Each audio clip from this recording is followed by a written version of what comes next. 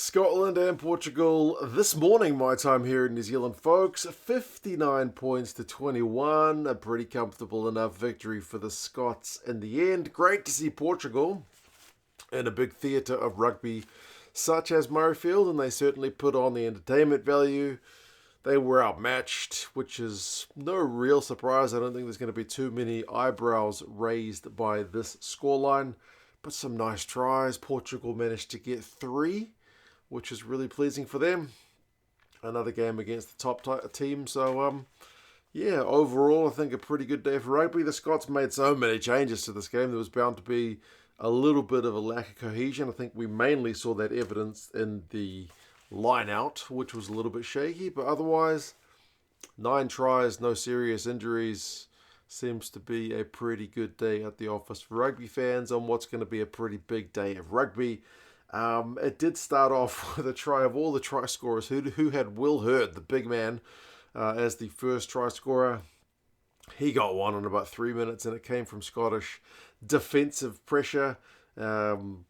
Basically a penalty. They went for touch, they went for some phases, and Will Hurd was able to go over close to the line. So 5-0 to the Scots early. They did get a little bit of helter-skelter play, which I'm not sure Gregor Townsend will be too happy with for a wee while. It started from a lost line out. There was a soft offside penalty from the Portuguese. Some pretty, as I mentioned, kind of like just line breaks both ways. But good to see Portugal playing with ambition. But sometimes the ambition cost them. McDowell ended up intercepting a Portuguese offload for Scotland's second try. He had the gas to get to the line, and he was putting in some big kicks on the clearance plays as well. Was the captain for this one. So 12 points to 0 to the Scots.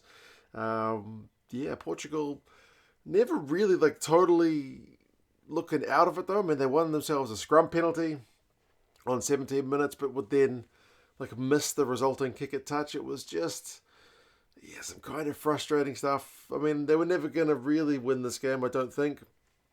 But it would have been nice to see them make a few less kind of unforced errors to at least put the Scottish boys under a bit of extra pressure. Because with the amount of changes the Scots made, if the Portuguese had scored 1 or maybe 2 tries early, it could have just put a little bit of a seed of doubt, but it was never in doubt. Scotland got another try from a penalty try on 27 minutes. Led to a yellow card for the big man, Torgal, the big lock, and it kind of all came from a relatively soft penalty at the breakdown for not releasing. So 19-0 for the Scots. The scoreboard is ticking over. They did have a lot of ball during the yellow card period, which is really pleasing. But again, a soft penalty conceded for offside in front of the kicker. More Scottish territory.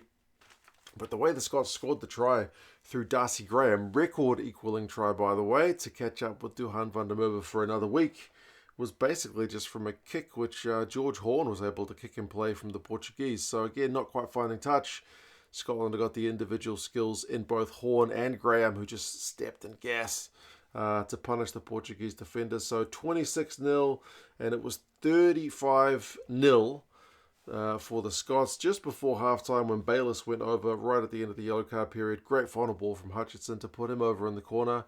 Looked like Portugal were going to go in scoreless, but they did get a feel-good try from a maul, of all things, at the end of the first half. So second attempt after the first maul had gone close and they'd scored seemingly out on the left wing, but that one was kind of chalked off in touch through Bento.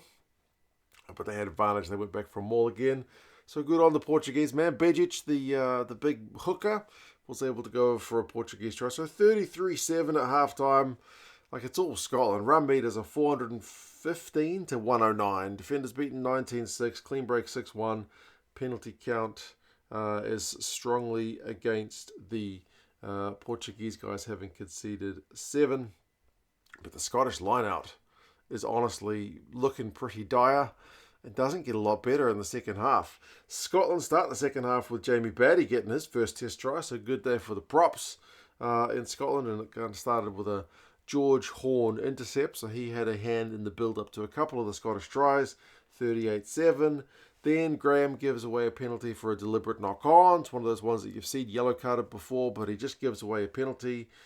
And to be fair, the Scotland penalty count did start to grow in the second half. That led to Portuguese territory. Scotland knock-on, interestingly, led to a 5 metre scrum, knock on defence, 5 metre scrum for the Portuguese, where they bring on a couple of their replacement props, and then those guys just absolutely monster the Scottish scrum. That was a great moment for Portuguese rugby, which led to a try to the halfback, Marquez. So, yeah, loose ball, scrum going forwards, had advantage, run overs for the try. So, yeah, 38-14. Bit of a feel-good one. And you could hear the Portuguese fans in the crowd at times in this game. So, it's only kind of a niche sport over there, but the fans are doing it well and they play attractive rugby. But then, I mean, Scotland able to get a couple of quick-fire tries to Aaron Reid.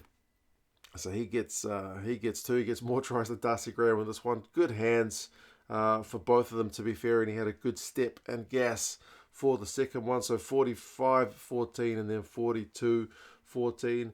Portugal did score one, last one through Storti. He is a proper excitement machine. We saw him at the World Cup. He showed what he can do with his steps, made the Scottish defenders, including Johnny Matthews, look like they were stuck in the mud. So 52-21, and they did get one chalked off at the death when it was held up. The Portuguese, so couldn't quite get the 4 tries, which would have been nice, because not many teams go to Murrayfield and get 4 tries, but Scotland still had more tries in them. They got one through Dobby when the guys were lining up to score from close range, and then there was a great spectator try scored by Tom Jordan, but it was chalked off for a rightly officiated forward pass way back in the build-up. That's one of the greatest spectator tries you'll ever see in terms of how long they kept playing and how many guys didn't hear the whistle. But yeah, 59-21, what can you say? Portugal gave a good crack. As I said, they had some errors. It's to be expected. You're up against Scotland at Murrayfield. You're going to be under the pressure. But, I mean, there was good moments, man. The scrum, as I mentioned, shoving the Scottish scrum around at times would be pleasing for them. They scored a couple of nice tries, or 3 of them in their own. But ultimately, it's 9 tries to 3 for the Scots to change as many guys as they did, to still score nigh on 60 points and to get them through the props, the wings, it was a good kind of mix of guys. And Tom Jordan got man of the match. He wasn't even supposed to be playing in this one. It was supposed to be Harry Patterson. Line out 68% for the Scots is the main concern, I would say. And then 9 penalties conceded across the game. They really conceded a few too many in that second half. But they beat 35 defenders. They got 10 clean breaks. They had 600 plus run meters. So there was a lot going right for the Scottish side ahead of the match against Australia next week. Aaron Reid, 100 plus meters, 3 defenders beaten, a couple of tries. Jordan, 92 meters, player of the match. Graham, 89 meters, 4 defenders beaten. But I mean, it wasn't just them. Storti had 7 defenders beaten. Pinto had 6 defenders beaten. So the Portuguese guys do play some fun rugby.